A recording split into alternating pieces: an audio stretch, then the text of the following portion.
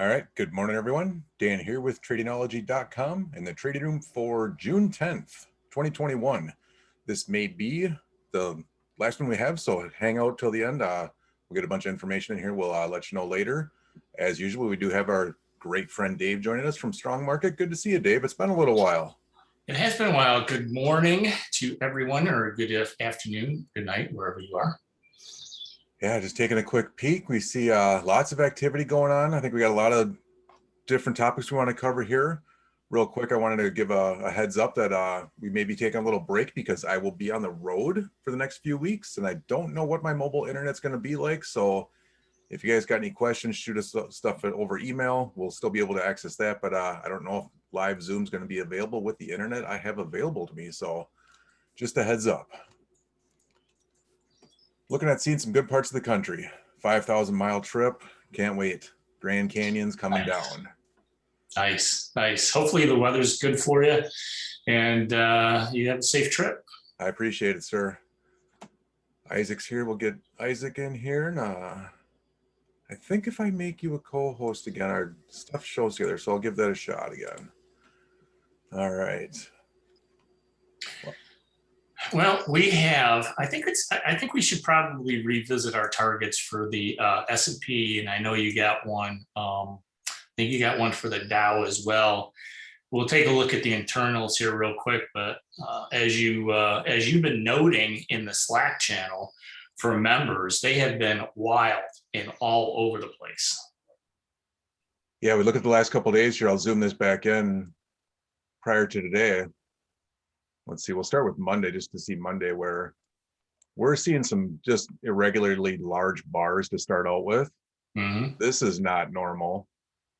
No, normally we're just tiny little bars moving. Look at the Friday. Yeah, unbelievable. Plus 1,800 to almost zero, and then it bounced right back again. Those are large moves for the internals. I haven't really seen that very much over the last few years. Even last March 2020. When we had the declines, yeah, we had some big moves, but since then, not like this. Right. Hey, good morning, Isaac. Good to see you. Yeah, so we started looking at what's going on recently. Here's the next one. Here's this was 2 days ago where it started similarly up almost plus 600 and just dropped to the negatives, and it rocketed right back up. Then it dropped right again. Then it came back up. This is not normal market activity. No, it's not at all. So if anyone's getting hit and chop, it's not your fault, I should say. Might be the easiest way to say it, because these are definitely major signs of ice breaking on this market we've been talking about, and we're just seeing more and more of it. Here's yesterday, another repeat, just started up top, just fell right apart. And what do we see today? Today we're doing the same thing. Look at this today, just to start out. Little fake move up, and it's just falling apart again. Yeah, so I think those are all signs, especially when we start out the day. There's a lot of buying right at the open, and then whoever it is or whatever they are or whoever they are, they're hitting the market right away with some sell orders, knocking that advanced decline line down. So keep your eye on that for sure. And we've been watching everything else. The third hit, look, we're right above 25 again right now. So we are on our fourth week of poking above 25. So the longer that stays above 25, the more volatile and the more danger that we have that could incur. Yeah, absolutely. And yesterday I did note, or excuse me, it was on Wednesday, where we actually had a VXX trade on that I was tracking for the members in that channel. You had noted that where we actually hit this 15 support level, and we were at some nice profit levels. It was between where we look for. So we took that trade off, and sure enough, it shot right up from that 15. So we were able to capture those profits. So strategies are still working. It's just a matter of paying attention to what our flight instruments are telling us. Absolutely. So we had some numbers today too, move the market. We had the S&P 500 up a little bit before the numbers came out. And then as soon as it did, the futures just sold off real hard on the, if you take a look at a shorter term 5-minute chart, but they just fell apart early in the morning before the open there. See if you can get it on the ES. Yeah, there you go. There's it. See that? Well, yeah, that Right dip here, right I'll there. zoom this guy in. Yeah, that was a CPI number that came in hotter than expected. Boy, it sold right off. Let's say it's about good 12, 13 handles on the S&P 500. Came right down to your support level. You got those support levels in there. Came right down to it and then bounced back up again. But the CPI, I don't know if you heard the numbers or not, but came in a little bit hotter than expected. They were expecting 4.7, that went up to 5. That was a big number. There's the core CPI. We also have it on consumer price index. So this conversation is back in play, even though everyone's debating back and forth on inflation versus deflation versus every potential opportunity there. Yep, that's right. So it was a little bit hotter than they anticipated. Does that mean the Fed's going to taper? I mean, I don't think anybody though thinks it's really going to start to get too hot. I think if you look at lumber, we could go over to our charts on lumber. Let's take a look at that, and we'll take a look at some targets when we come back on the S&P 500 and the Dow. Look at that. It's just a roller coaster. Yesterday was a roller coaster. Tuesday was a roller coaster. And we got another roller coaster today. I mean, we've got some pretty big moves in some of the indexes here in the futures. But one of the interesting things was this lumber has come off pretty dramatically off of its high. And I think that if, it's the potential there is, look, for almost 20, 30 years, lumber was right around that 450 to 500 level for a very, very long time. And it went up to 17, almost 1800. And now we're back to 1150. So that's is that one of your support areas? I don't know if you need to redraw that or That is, well, it's an older one right at the 236 fib level. Okay. Where it touched yesterday and kind of sat at, and we'll see if it does any more retracements. Now, is that going to be support? Or very well could be. We could have 4 levels of support here if it does actually complete the sequence and make a run back up to 1921. Yeah, it could. This could be just a 3-way pullback in Elliott wave terms, and which means that we're going to get another wave higher. We'll see what happens, but if inflation is really, going to get a little bit hotter, I gotta believe that the Fed is going to start raising interest rates to put a cap on that inflation. Well, and I believe I saw in one of the meetings that Mr. Powell's been in recently that they said we're going to start to think about actually tapering. So they're preparing people for it. So it's like, well, yeah, before it was, we're not even going to think about thinking about it. Now It was, yeah, we might need to do that soon. So that might be definitely ruffling up some feathers.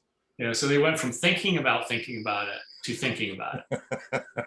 That's a step in higher direction, I guess, and quantitative. That was it was recently. I could probably try and search for it off screen, but that was a topic. I think it was like 2 days ago. It was one of the main headlines. Yeah. So that 5% jump in May may have given them a little bit of a little bit more to think about. Yeah, and we see right now. Look at the roller coasters going downhill. Our price signals are saying we're not going to make a bell curve back up. We're going down, but we'll see these levels hit. Just watching live for you guys here. We're about to go negative on the volume on internals. Yeah, it's just unbelievable.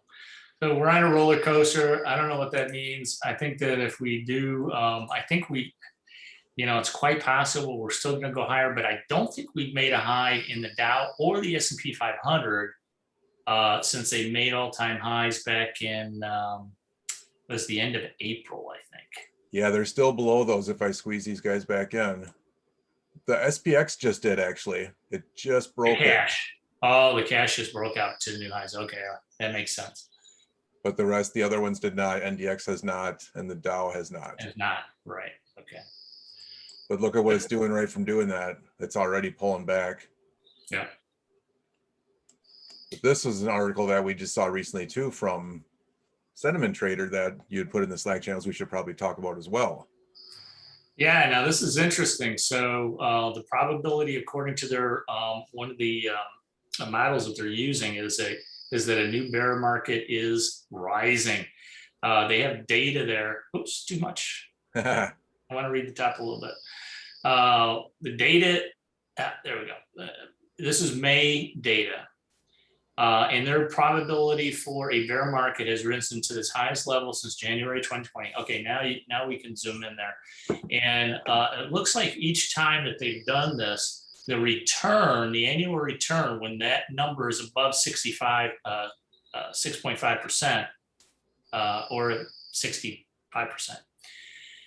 When it's above that, 23% of the time, it's only been there 23% of the time, and the annualized return is only 3.4%, which typically indicates that we're going to get a decline and then maybe a recovery later. But we're at those levels now that that indicates that we're going to go into bear market mode.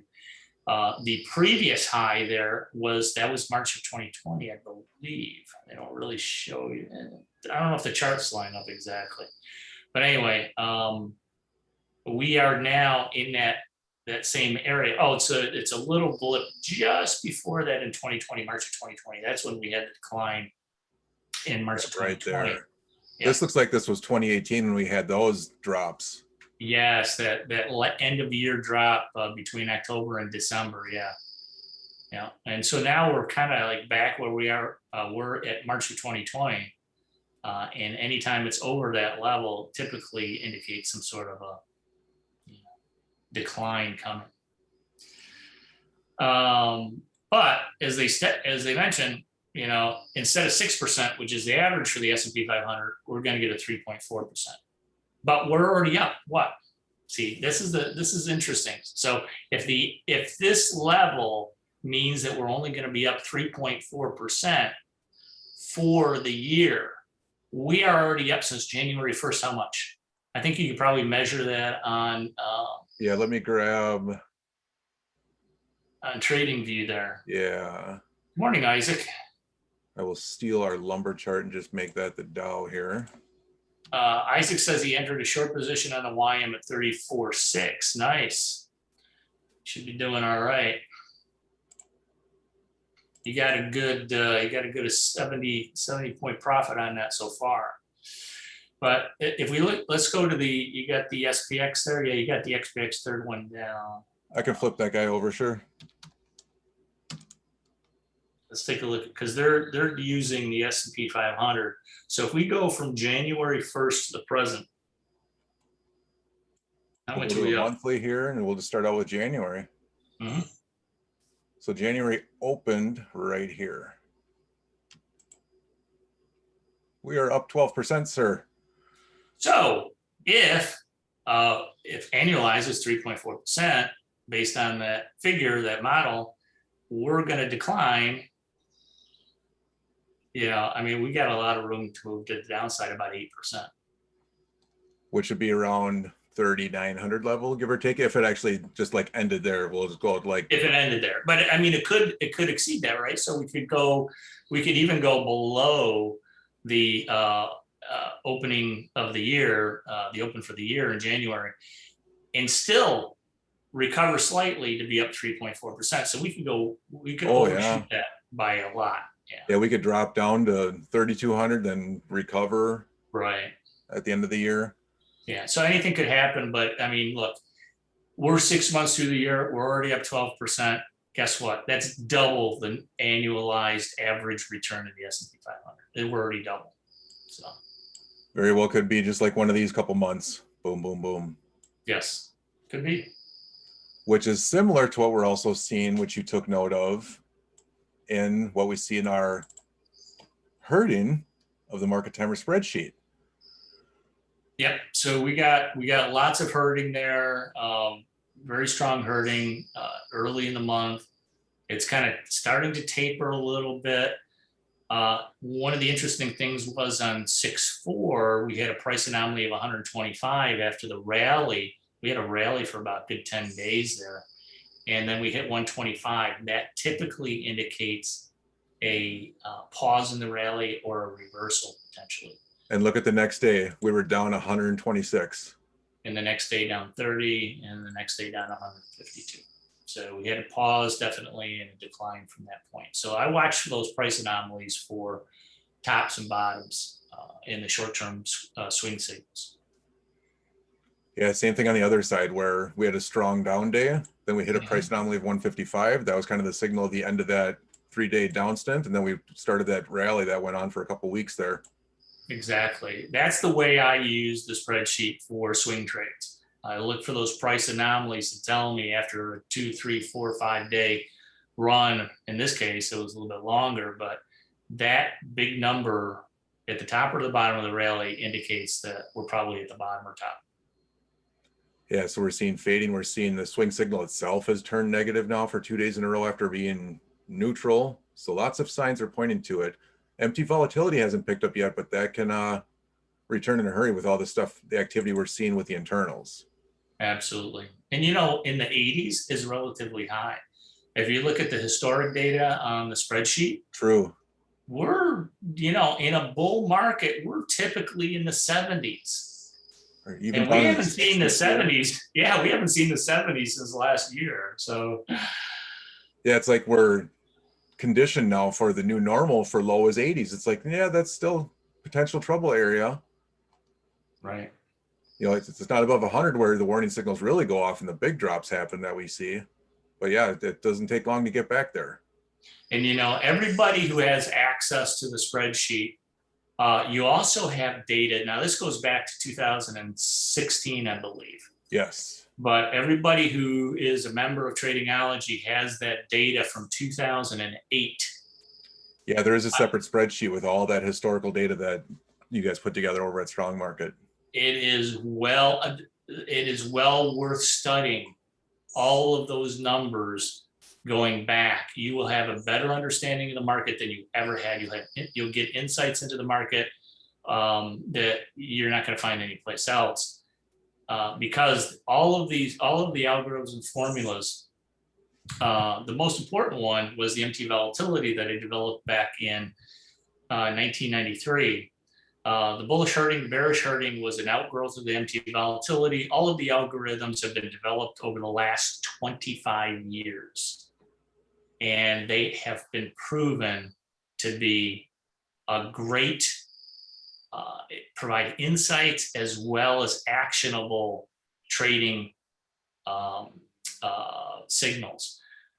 You got to understand what they are. So that's why we have an extensive document as well, showing exactly what the signals are and the way we're using them. So we have a user manual as well for the spreadsheets. I'll pull that guy up quick so you guys can see it. And there are links below. If you're not a subscriber yet, you can get access to that. Just alone, there's, you know, if you want the live updates, excuse me, the daily updates, it's only $5 a month to be a subscriber of the spreadsheets alone. So there's links below for that. It does come with different memberships. So there's all kinds of options you guys have here. If you're catching the recording, check the links below, reach us out to us at email, and we'll give you all the details on it. Let me pull up that spreadsheet there. Yeah, and while we watch the market crash. Yeah, the Dow's only up 60 now. It's up like 250. Look at the NQ futures. Damn. We're seeing those cracks. We're seeing those cracks in the market. They just, you know, they continue to, you know, people are, you know, buying at the open. Somebody's coming in and selling, and they're coming in and selling pretty heavy. Isaac's taking his position off because it's hitting the 200 EMAs. Not a bad idea. Nice. We're breaking through. If this closes below, we can go all the way to 34.4. I'm not saying to re-enter, Isaac, but way to go on grabbing 100 points on the Dow there, or on the YM itself. Take the profits when you got them. That's a great trade. 100 ticks in what? 20 minutes? Yeah. When did you enter that, Isaac? Isaac's been a longtime member. Isaac's actually one of our private clients, so we appreciate you jumping on here, Isaac. And I'm glad to see you being profitable. Yeah, we've had Isaac on the trading room before live, going through some stuff for us. Always appreciate his input. Well, as I just mentioned, yeah, hit those links below. You will see it. I don't have the guide right in front of me, so I don't want to waste your time there. But yeah, there's an extensive guide that goes along with the spreadsheets. And the only The only subjective part of the spreadsheet are the notes. Everything else is based on numbers that we get directly from the exchanges that are inputted into the spreadsheet. So they're all very objective. It's numbered based.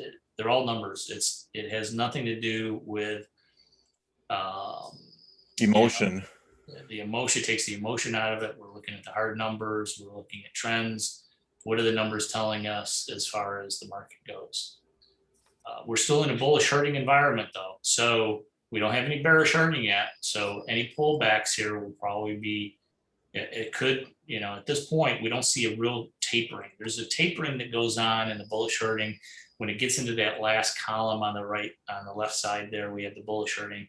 Yeah, like there, that is the point at which you could say, okay, well, the bullish herd has kind of drifted away, and it leaves the door open for bearers to come in. And that's exactly what happened there.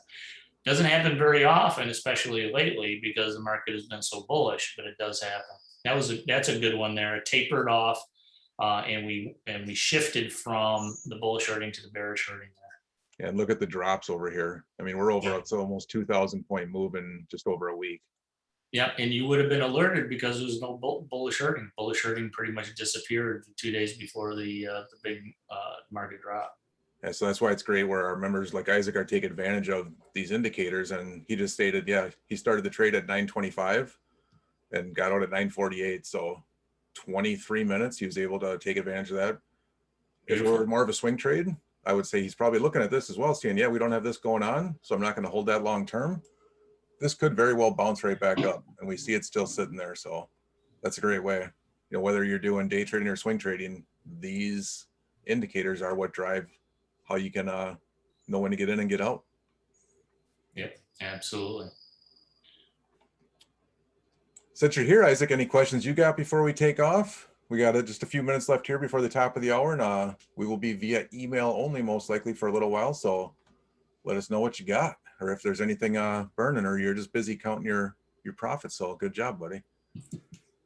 Just waiting for XRP to hit 10,000 and just to visit you guys. I'll go on a camping trip with Dan and visit Dave in New York. That'd be awesome. Oh, that'd be great. I should pull up crypto just to we can finish on that area. Let me grab my crypto chart here. I'll put a steak on the grill for you. Hopefully you're a meat eater. Who's going to liquidate all if that price predictions are correct? I don't know who's going to liquidate all the $1 trillion of the long time holders. Yeah, that's a good question. Where's that liquidity come from? At those prices. We do have, I think we've got a little bit of a problem right now in cryptocurrencies. We're starting to see the bounces becoming shallower and shallower. I don't know if you follow David Schwartz on Twitter. He is the CTO of Ripple. On April 13th, he came out with a tweet saying, "Hey guys, if I were you, I'd take a little money off the table here." So yeah. When was that? April 13th. Yeah. Right there. Right on this bar. Yeah. That was when it was up. It was trying to reach $2 the day before it peaked at 193 here, or 198. And people turned on him like with a ferociousness I have not seen anyone attack David Schwartz in that manner. He's always the most beloved in Ripple. Right? Oh, exactly. Ever. And boy, they turned on him like rabid dogs. They just tore him apart. And they like him so much. Why don't they just heat his information and be like, okay, let's take it off the table because look what's happening. He's not saying don't ever invest in it again. He's saying, cash in on some profits because look at what you could have done. You could have cashed in your $2. You could have bought back in and cashed out again and bought back in, and we'll see where it's going. But right now it's not making higher highs anymore, and it just made a lower low back here. We're in this sequence. Yeah. Isaac, be careful because I'm not saying, no advice, obviously, but yeah, we might see a dime again. Yeah. If this sequence fulfills itself. It's possible. I've got an 8-cent target on XLM.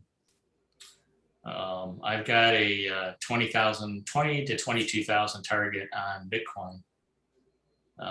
So, you know, we'll see. I mean, it seems like the cycles that go on in cryptocurrencies are like once every 3 to 4 years. And Okay. so if this was our bull run for 2021, 2020, 2021, then we may not see another bull run until 2024, 2025. For sure.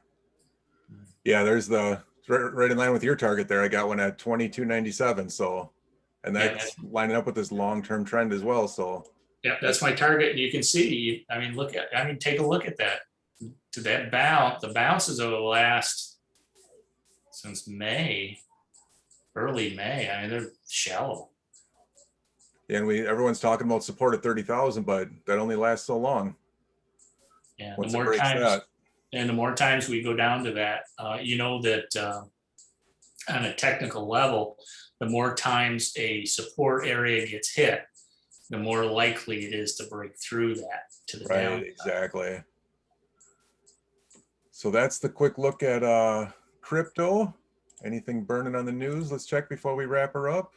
No, everyone's still keeping 5% in May. Oh, I should take a look at the one thing we always do look on Thursdays is our unemployment report. I think it was the lowest, but the 5% is trumping that for news. New unemployment claims came in at 376, so it was higher. So it's a red number. A little bit higher. Yep, a little bit higher. Higher than expected. Yep. So with that, gentlemen and ladies, I think we'll call it a wrap for maybe June. If we can do them, if I do get internet, we will do some trading rooms the next couple weeks, but do not count on it. Just if you need to get a hold of us, use emails, support@tradingology.com, or Dave's team is always available at support@strongmarket.com as well. Look at that bounce. Isaac mentioned he got out, hit the 200 EMA. Look at the 200 EMA on the NQ there. Yeah, that's Big old holding. bounce right off that. It's holding for now. We'll see what happens, but the market is starting to get kind of exciting. I'm kind of, you know, we tried to short M2K a couple of times. Got out this morning at a profit on M2K. You know, we'll see what happens, but I think that we're going to hit a new high on M2K.